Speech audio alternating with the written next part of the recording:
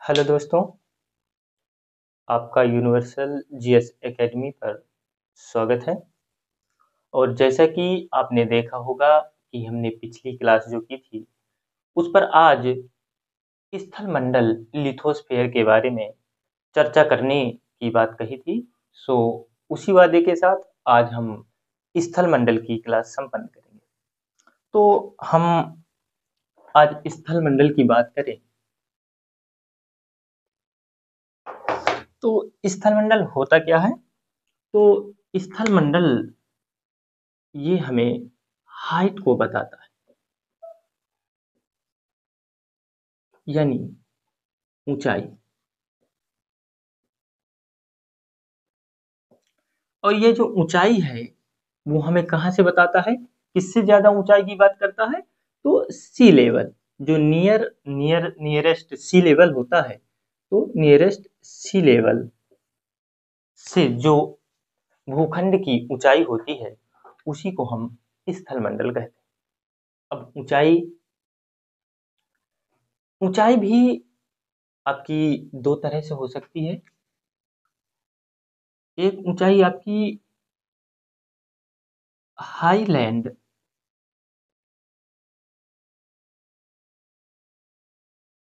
और एक हो सकती है आपकी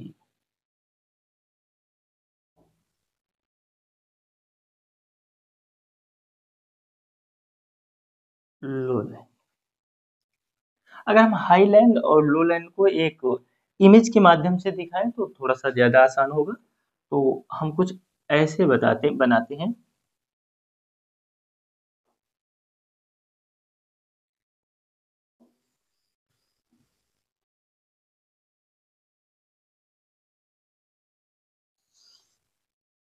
कुछ इस प्रकार से देखते हैं।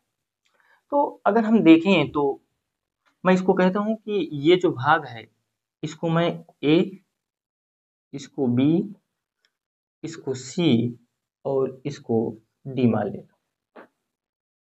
ए, बी, सी, डी, यानी इस स्थल के, इस भूखंड के मैंने चार भाग बताए। और उन चार भाग में से जो पहला है, और ये जो आपका भूखंड है वह यहाँ से इसकी जलीय सीमा है, यानी ये आपका सी लेवल है।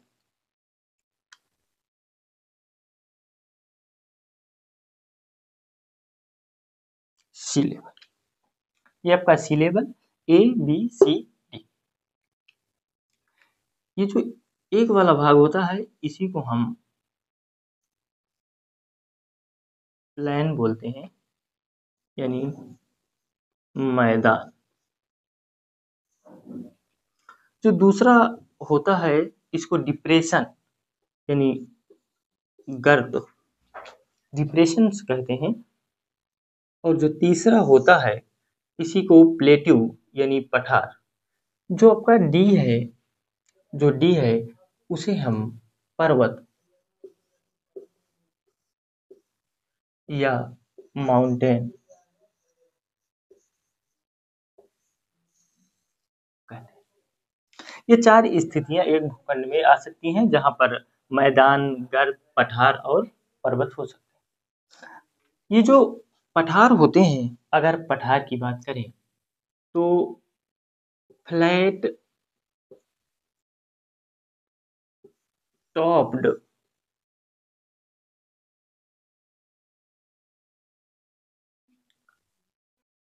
हाईलैंड।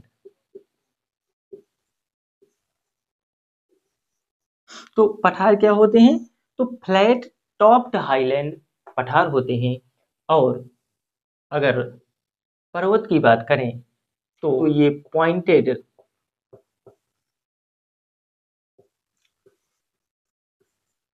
टॉप्ड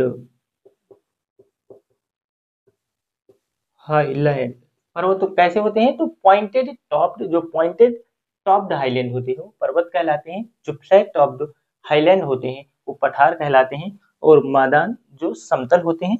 और इसमें से आप लेक कर सकते हैं, इन्हीं गर्तों पर लेक यानी झील बनती है।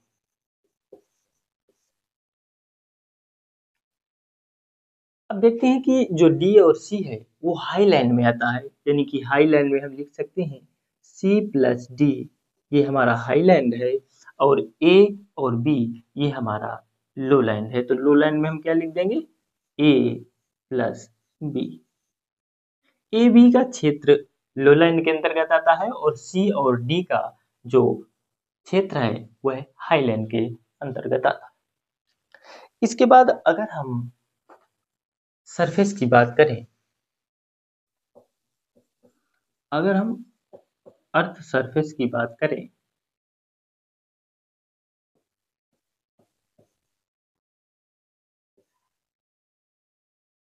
तो इस पर लगभग 30% लैंड और लगभग 70% वाटर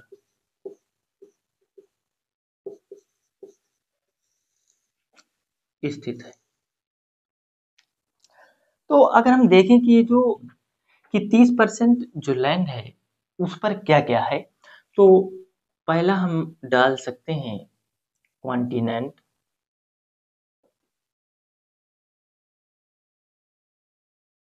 कॉन्टिनेंट्स, तो कॉन्टिनेंट्स क्या होते हैं, तो कॉन्टिनेंट्स के अगर हम लिखें तो कॉन्टिनेंट्स होते हैं हमारे जल से चारों ओर, चारों ओर जल से घिरा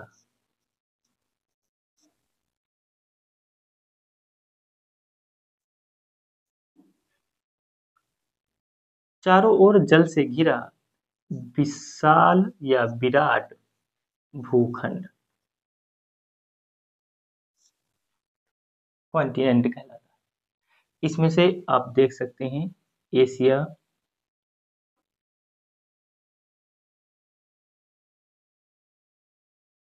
Africa, north America, south America, etc, ये हमारे कॉन्टिनेंट के अंतर्गत आते हैं। अगर हम वहीं दूसरी तरफ देखें तो आइसलैंड, यानी द्वीप। आइसलैंड में देखते हैं कि आपने नाम सुना होगा ग्रीनलैंड, हमने कल ही की क्लास में डिस्कशन किया है। तो Greenland, Madagascar,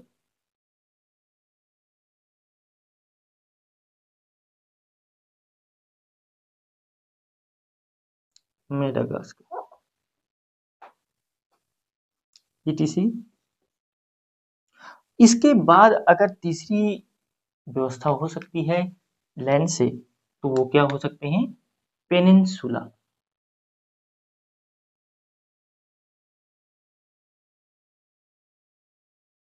peninsula, Indian,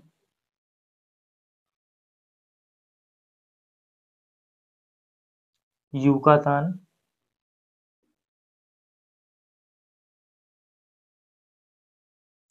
Florida,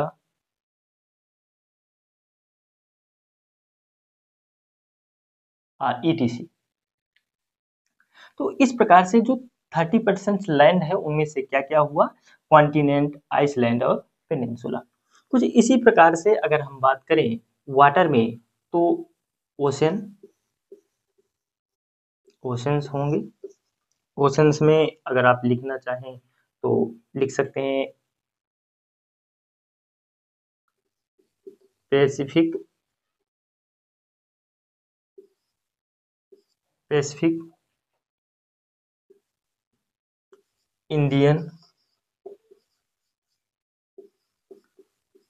Atlantic, Arctic,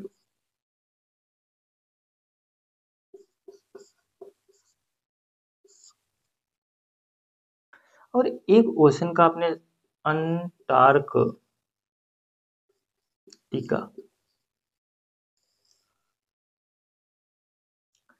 इसका तो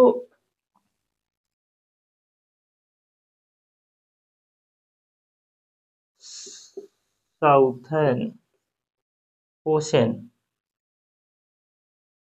नाम दिया गया है, लेकिन यह अभी मान्यता प्राप्त नहीं है, यानी कि इसे अभी मान्यता प्रदान नहीं की गई है।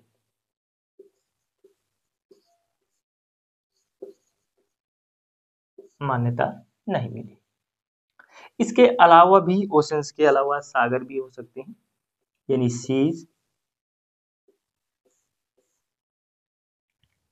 जिनमें से आपका नाम लिखें तो लाल सागर,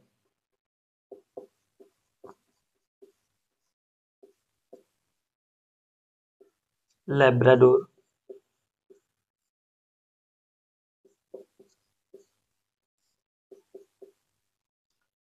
आदि। इस प्रकार से हमने देखा कि जो लैंड्स है तो उसका कैसे हमने भाग की बंटवारा दिया, और जो जल है वो किस प्रकार से हमें विभाजित मिला। अब इसके बाद अगर हम देखें नॉर्थ अमेरिका और साउथ अमेरिका के कुछ भागों पर जल के बारे में देखते हैं।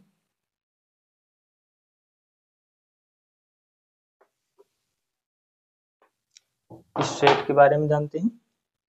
तो हमें सबसे पहले बनाना होगा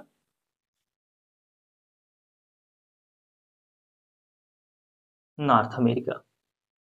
तो हमने कल सीखा है नॉर्थ अमेरिका कैसे बनाना है, तो कुछ वैसे ही हमने नॉर्थ अमेरिका बना दिया।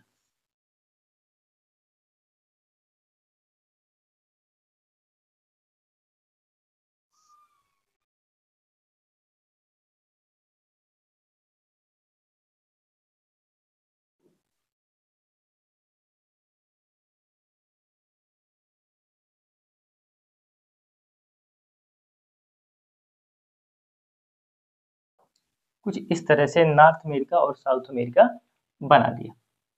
तो अगर हम देखें यहाँ पे ग्रीनलैंड है, यहाँ से ऐसे करके ये एशिया इससे अलग। तो आपने देखा होगा कि यहाँ पे अटलांटिक सागर है, अटलांटिक महासागर है,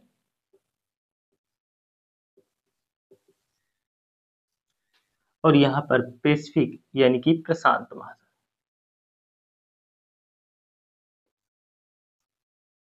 प्रशांत महासागर।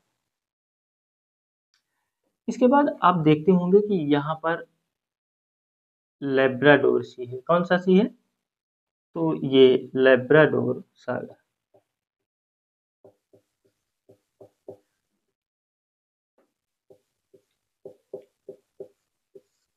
लेब्राडोर सागर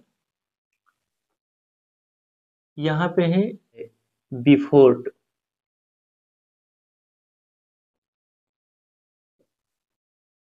बिफोर्ट सी। अब ये जो आपने ये देखा है, इसी को हम क्या बोलते हैं? हडसन की खाड़ी। हडसन की खाड़ी। ये हडसन की खाड़ी, बिफोर्ट सी, लेब्राडोर सी। आपने यहाँ पर एक स्ट्रेट का नाम पढ़ा होगा, जिसका नाम है डे बेरिंग स्ट्रेट। क्या नाम है? बेरिंग स्ट्रेट जल संधि।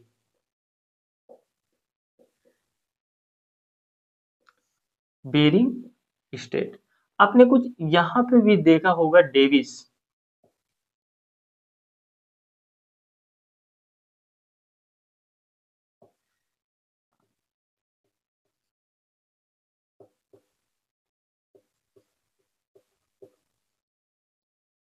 संधि।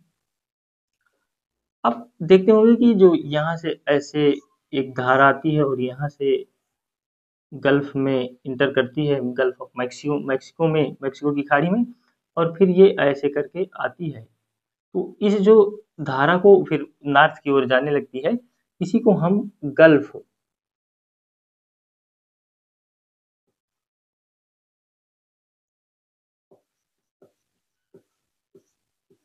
Gulf stream. एक यहाँ से धारा आती है,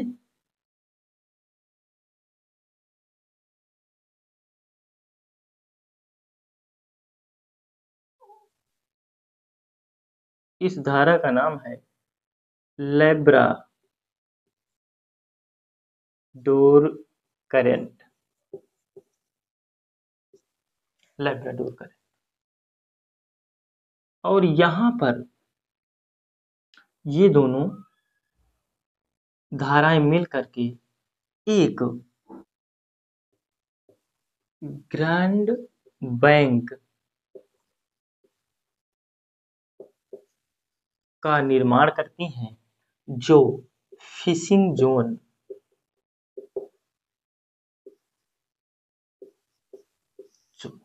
विश्व का सबसे बड़ा फिशिंग जोन ये गल्फ स्ट्रीम और लैब्राडोर करंट से बनाती है।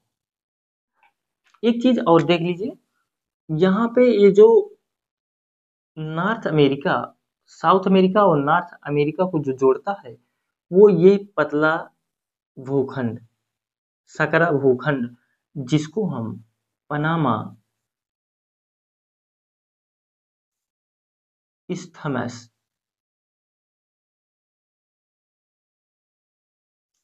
कहते हैं। तो एक इस्थमस और एक स्ट्रेट यानी जल संधि। तो अब हम आते हैं और देखते हैं कि ये जो एक शब्द आया जल संधि,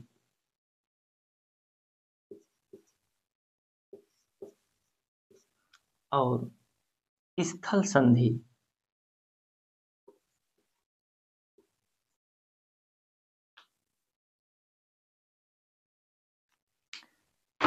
यानी इसे हम स्ट्रेट कहते हैं, स्ट्रेट्स, और इसे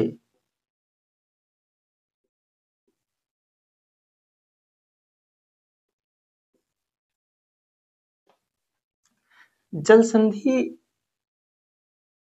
क्या होती है?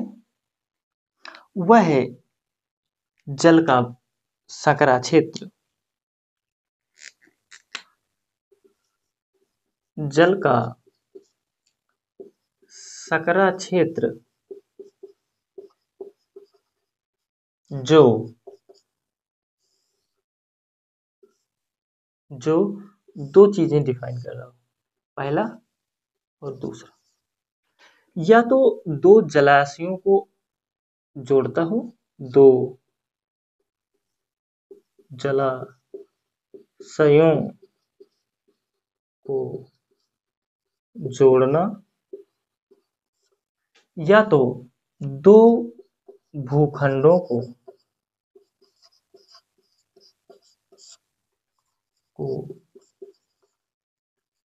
अलग करना। ये दो सिचुएशंस हो सकती हैं जल संधि के लिए, एक दो जलाशयों को जोड़ना और दूसरा दो भूखंडों को अलग करना। जैसे मान लीजिए हमने एक ये भूखंड है और इस भूखंड के इधर भी जलाशय है और इधर भी जलाशय है,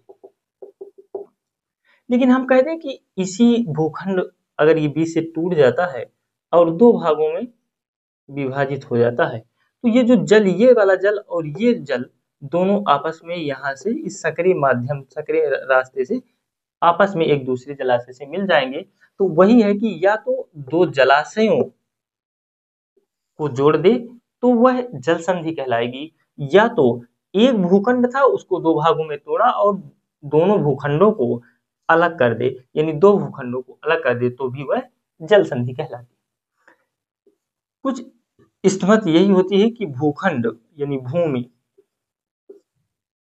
या स्थल का सकरा क्षेत्र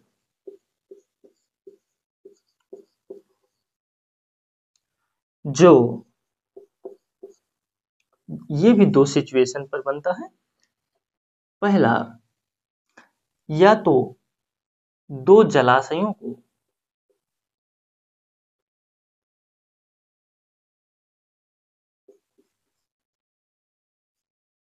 अलग करता हो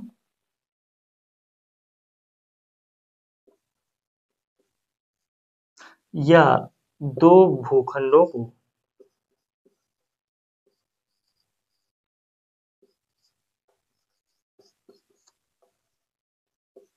जोड़ता हो।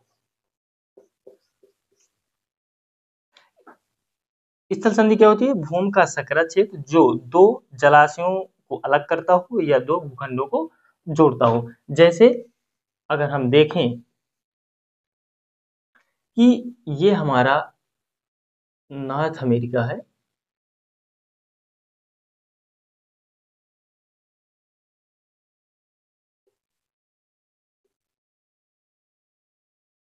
और ये साउथ, यहाँ पर इस्थमस है जिसे पनामा इस्थमस कहा जाता है। तो ये जो ये साउथ अमेरिका है, तो साउथ अमेरिका जब नॉर्थ अमेरिका से टकराया न रहा होगा, तो यहाँ पर ये प्रशांत महासागर और अटलांटिक महासागर एक रहे होंगे।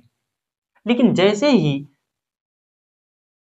साउथ अमेरिका नॉर्थ अमेरिका से टकरा करके और यहाँ पर जुड़ जाता है, जैसे ही जुड़ता है तो ये जल जो था वो दो भागों में विभाजित हो गया और जो अलग अलग भूखंड थे वो एक साथ हो गए। तो वही कहा कि या तो दो जलाशयों को अलग करता हो, एक थे प्रशांत और अटलांटिक एक रहे होंगे, लेकिन जैसे ही ये जुड़ा तो ये दो भागों में प्रशांत और अटलांटिक अलग अलग भागों में बटे। तो दो जलाशयों को अलग करता हो, सिचुएशन पहली, और दूसरी दो भूखंडों को यानी नॉर्थ अमेरिका और साउथ अमेरिका को जोड़ता हो, यानी कि दो भूखंडों को जोड़ता हो। इस प्रकार से इसे इस्थमस यानी स्थल संधि कहते हैं। अगर इसी के अब आगे चलें,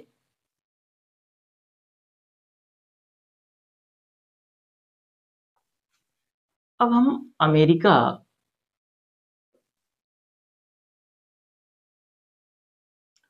का क्षेत्रीय विभाजन की बात करें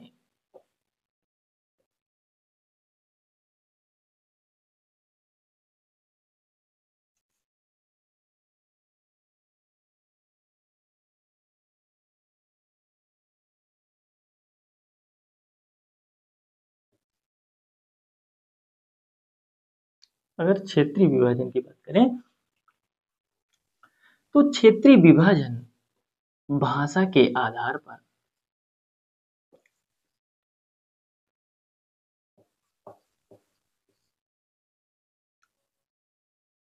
आधारित है, भाषा पर आधारित है। जो एंग्लो लैटिन, एंग्लो और लैटिन में अगर हम देखें कि ये बहुत सारी भाषाएं इन परिवार थी, इन पर बोली जा रही थी, लेकिन उनमें से अगर हम दो मोस्ट इम्पॉर्टेंट फैमिली लें, जो भाषाई परिवार था, दो है। एक है इंडो यूरोपियन, इंडो यूरोपियन परिवार, और दूसरा था साइनो तिब्बतन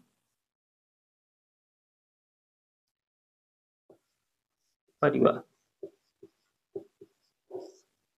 अगर इंडो यूरोपियन परिवार की बात करें तो 2 अरब प्लस लोग इस पर डिपेंडेंट थे, और ये 1.7 अरब।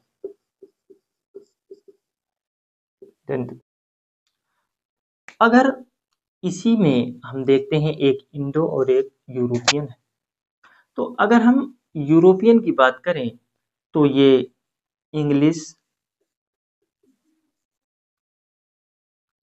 फ्रेंच,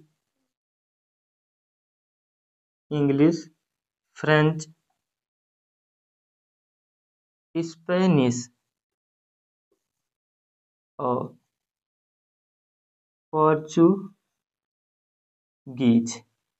ये भाषाएं बोली जाती थी। अगर हम इंडो में बात करें तो इंडो में गुजराती, मराठी, बंगाली, उड़िया आदि ये इंडो के अंतर्गत बोली जाती थी। लेकिन इंडो यूरोपियन जो परिवार था,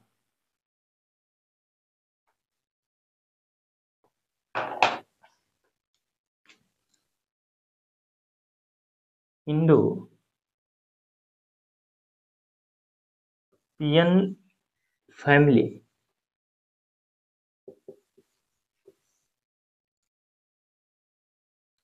तो इंडो में अगर आप बात देखेंगे तो इसमें एक थे इंडो आर्य समूह।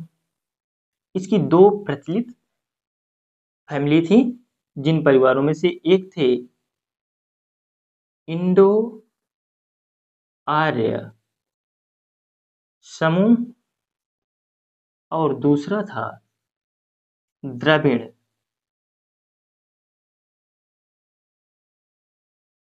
समूह। द्रविड़ समूह, अगर इंडो आर्य समूह की बात करें तो ये हिंदी भाषा यूज करते थे। अगर ये द्रविड़ की बात करें तो तमिल, तेलुगु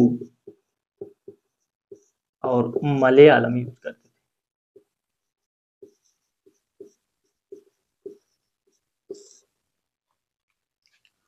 इसी पक्ष में अगर हम यूरोपियन फैमिली की बात करें, इंडो फैमिली की बात हो गई, अब हम अगर इसी में यूरोपियन फैमिली की बात करें,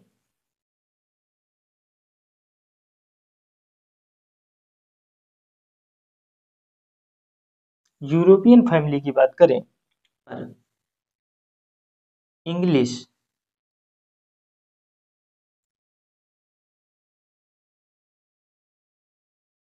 स्पेनिश एंड पोर्चुगीज, पोर्चुगीज ये भाषाएं बोली जाती। लेकिन उनमें से जो इंग्लिश थे वो एंग्लो सैक्सन समूह बोलता था, और एक था लैटिन समूह,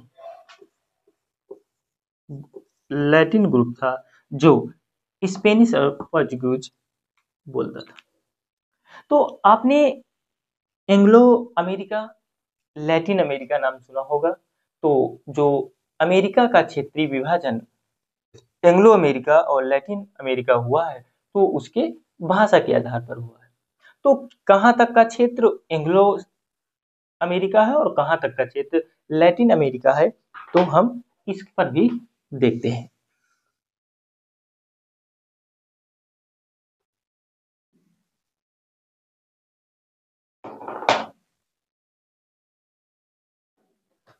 तो जो दो भाषाएं थी, एक थी इंग्लिश और दूसरी थी स्पेनिश एंड पोर्चुगीज, ये दो भाषाएं थी। हमने नॉर्थ अमेरिका बनाया,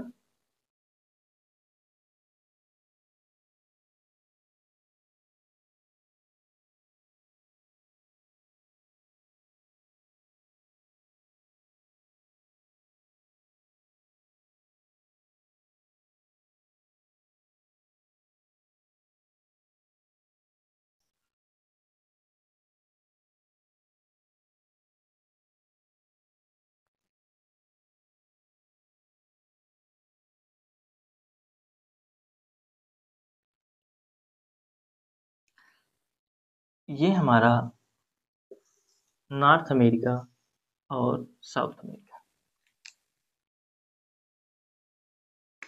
आपने यहाँ से देखा होगा कि ऐसे करके मैक्सिको और यूएसए के बीच की सीमा बनती, कुछ यहीं से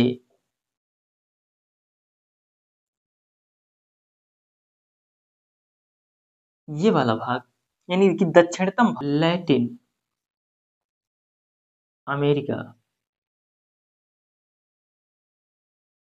और जो ये यहाँ से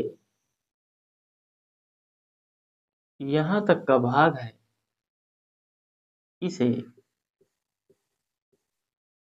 एंग्लो अमेरिका कहा गया। आपने देखा कि जो एंग्लो अमेरिका है वो कौन सी भाषा बोलती है? इंग्लिश भाषा बोलती है। तो यहाँ पर इंग्लिश बोली जा रही थी और यहाँ पर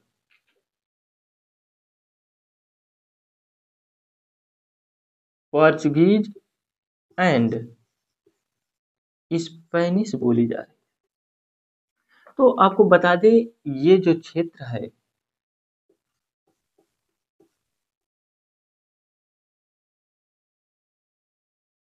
इस क्षेत्र पर स्पेनिश भाषा बोली जाती थी, और जो ये एक ब्राजील का बड़ा क्षेत्र और यहाँ पे अन्य और जो आज का देश और आज के कुछ देश हैं, यहाँ पर पोर्चुगीज भाषा बोली जाती थी।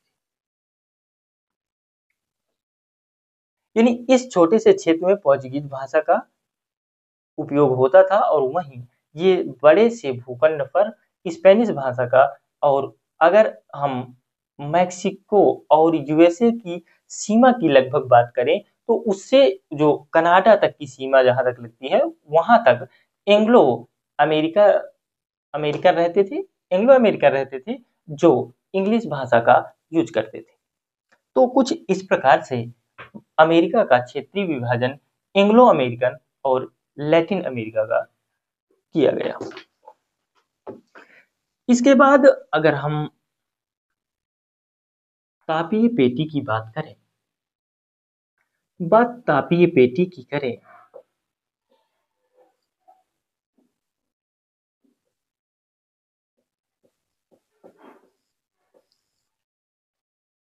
तो तापीय पेटी में हमें यह पता चलता है कि कहाँ की जलवायु कैसी होगी। जैसे मैं कह दूं कि ये सूर्य है और यह पृथ्वी है।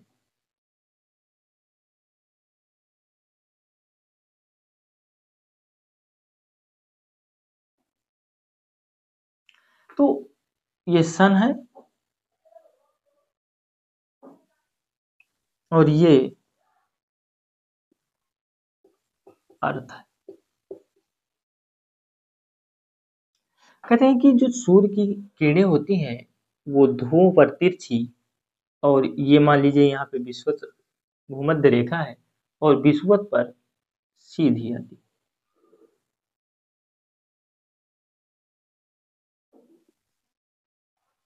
कुछ इस प्रकार से सूर्य का प्रकाश पृथ्वी पर पड़ता है। पर मैं आपसे कहता हूं कि पृथ्वी अगर सन ये है तो क्या पृथ्वी ये होगी? मैं कहता हूं कि अगर सूर्य ये है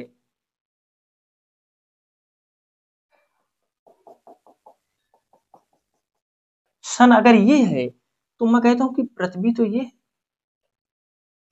पृथ्वी ये छोटी सी पृथ्वी, इसको मैं अर्थ कहूंगा, क्योंकि पृथ्वी से बहुत ज्यादा बड़ा सूर्य है।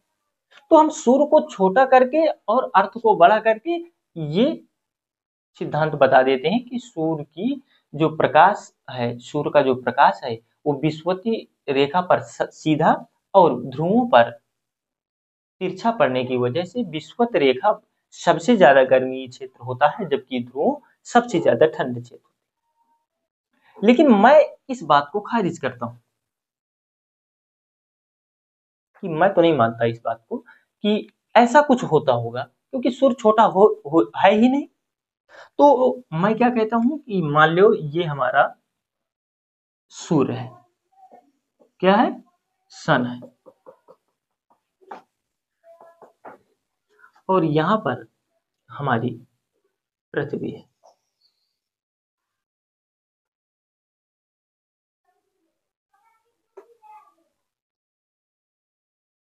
जो हमारी पृथ्वी है जो हमारी पृथ्वी है वह ध्रुवों पर चपटी हुई है। तो मैं कह सकता हूं कि ध्रुवों पर कुछ ऐसी होगी,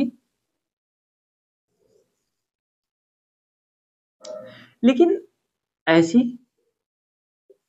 ऐसी कुछ इस प्रकार से हमारी,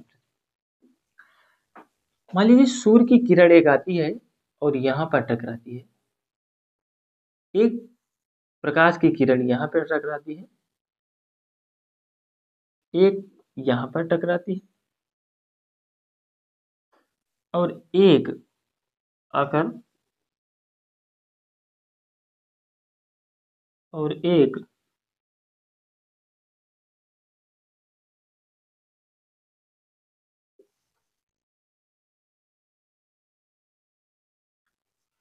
ये सभी प्रकाश किरणें सूर्य की पृथ्वी पर पड़ रही।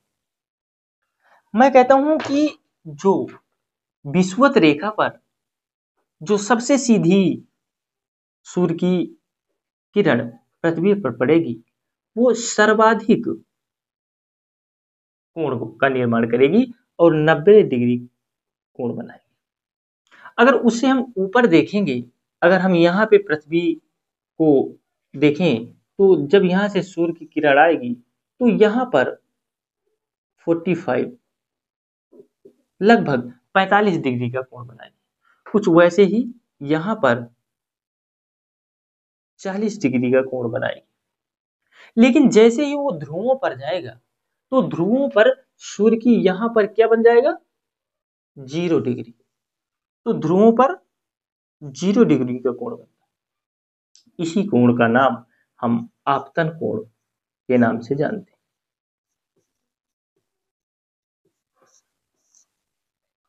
तो वो जो छोटा सा सूर्य बना के तिरछी लाइनें बताना से बेहतर है कि मैं बताऊं कि जब सूर्य का प्रकाश पृथ्वी पर टकराता है, तो वो कहां पर सर्वाधिक टेम्परेचर उत्पन्न करेगा और कहां पर सबसे कम करेगा, वो उसके आपतन कोण पर डिपेंड करता है। जहां पर सर्वाधिक आपतन कोण का निर्माण करेंगी पृथ्वी की सतह और सूर्य की किरणों के जो बनने वाला आपतन कोण है, वो जहां सर्वाधिक होगा वहां सर्वाधिक टेम्परेचर होगा, और जहां सबसे कम होगा वहां सबसे कम टेम्परेचर होगा। तो इसीलिए विषुवत रेखा पर सर्वाधिक टेम्परेचर सबसे ज्यादा गर्म क्षेत्र होता है, क्योंकि आपतन कोण 90 डिग्री का बनता है, और वहीं ध्रुवों पर फ्रीजिंग पॉइंट यानी कि बर्फीला क्षेत्र होता है। तो इसलिए क्योंकि वहां पर सबसे कम आपतन कोण का निर्माण होता है। यहाँ पर तिरछी पड़ती है और यहाँ पर सीधा पड़ती है। तो कुछ इस प्रकार से हम कह सकते हैं कि जो सूर्य का पृथ्वी की सतह पर जो प्रकाश टकराता है, उस प्रकाश के टकराने पर बने आपतन कोण पर निर्भर करता है कि पृथ्वी के किस भाग पर सर्वाधिक टेम्परेचर या सबसे कम टेम्परेचर होगा।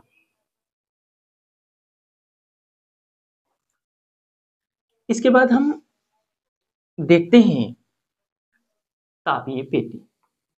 हमने देख लिया कि पृथ्वी पर अलग अलग क्षेत्रों में अलग अलग टेम्परेचर क्यों पाया जाता है। तो क्यों पाया जाता है, तो सूर्य का पृथ्वी पर प्रकाश, सूर्य के द्वारा जो पृथ्वी के सतह पर प्रकाश टकराता है, उसके लिए हमने एक पृथ्वी बनाई।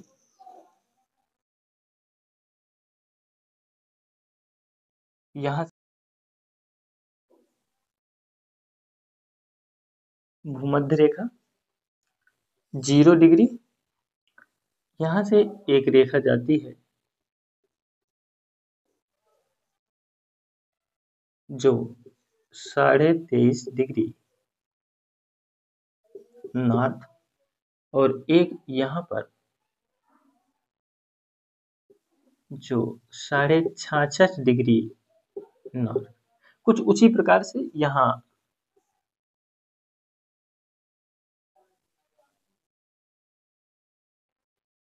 23.5 डिग्री साउथ और 66.5 डिग्री साउथ। इस प्रकार से इसको हम आर्कटिक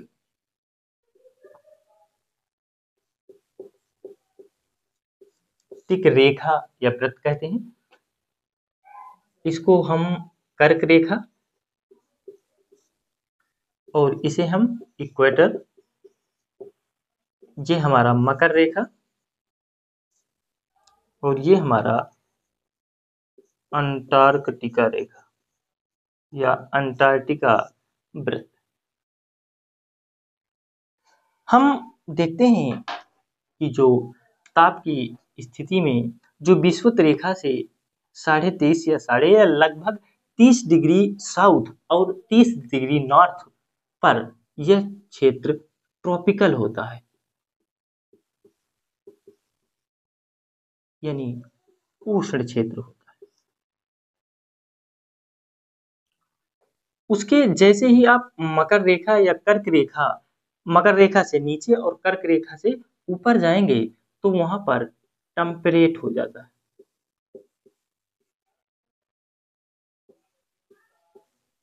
टेम्परेट, जिसे शीतोष्ण कहते हैं।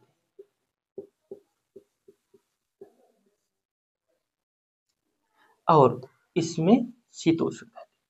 और जैसे ही आप 66 हाफ डिग्री या 60 डिग्री के 30 डिग्री के बाद अब 60 डिग्री तक के बाद जाते हैं तो आपको ठंडा क्षेत्र मिलने लगता है, जिसे आप बर्फीला क्षेत्र बोलते हैं, फ्रीज्ड।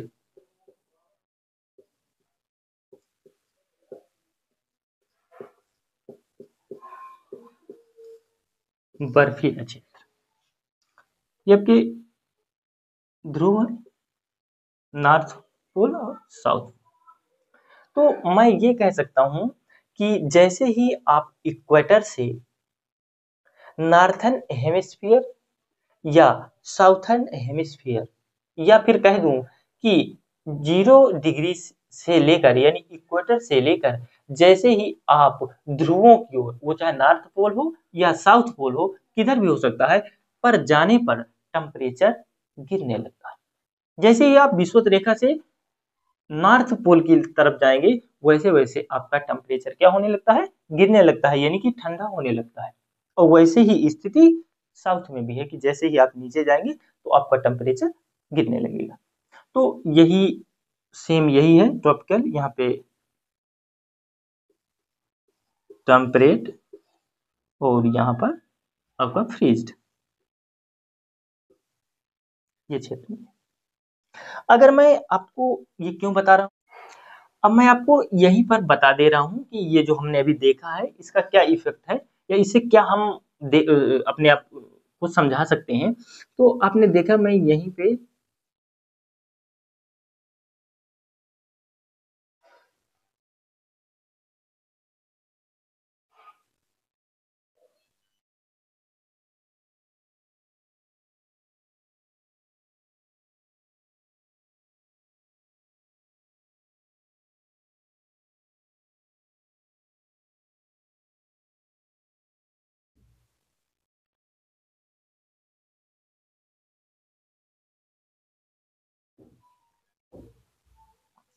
नॉर्थ अमेरिका और साउथ। अब देखिए अगर मैं कहूँ तो यहाँ पर ये जो भाग है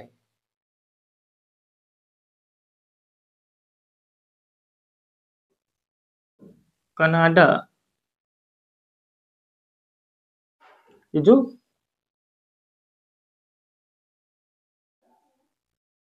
कनाडा है, यहाँ पर यूएसए है, मैक्सिको, यहाँ पे आपने ब्राजील, चिली, पेरू। लेकिन मैं अगर आपसे कह दूं कि भाई साहब आपको कनाडा जाना है, जब आप कनाडा की ओर जाएंगे तो शीतोष्ण हो सकते हैं, यहाँ पे आपको ठंडा मिलेगा। तो जैसे जैसे आप ऊपर की जाएंगे, जैसे जैसे 30 डिग्री, तो यहाँ पर तो आपको गर्म महसूस होगा, यहाँ पर आपको गर्म महसूस होगा। लेकिन जैसे जैसे आप ऊपर की ओर जाएंगे वैसे वैसे आपको ठंडा महसूस होता रहेगा, आपको ठंडा एरिया देखने को मिलेगा। तो इस प्रकार से इस जो तापीय पेटी का काम है कुछ इसी प्रकार से आगे हम इस पर देखेंगे, पौने वो हम आगे करेंगे। तो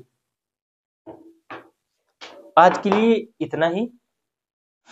तो इसी तापी पेटी के साथ हम आज की क्लास को स्थगित करते हैं और हम फिर नई ऊर्जा के साथ फिर से एक नई क्लास के साथ अध्ययन करेंगे।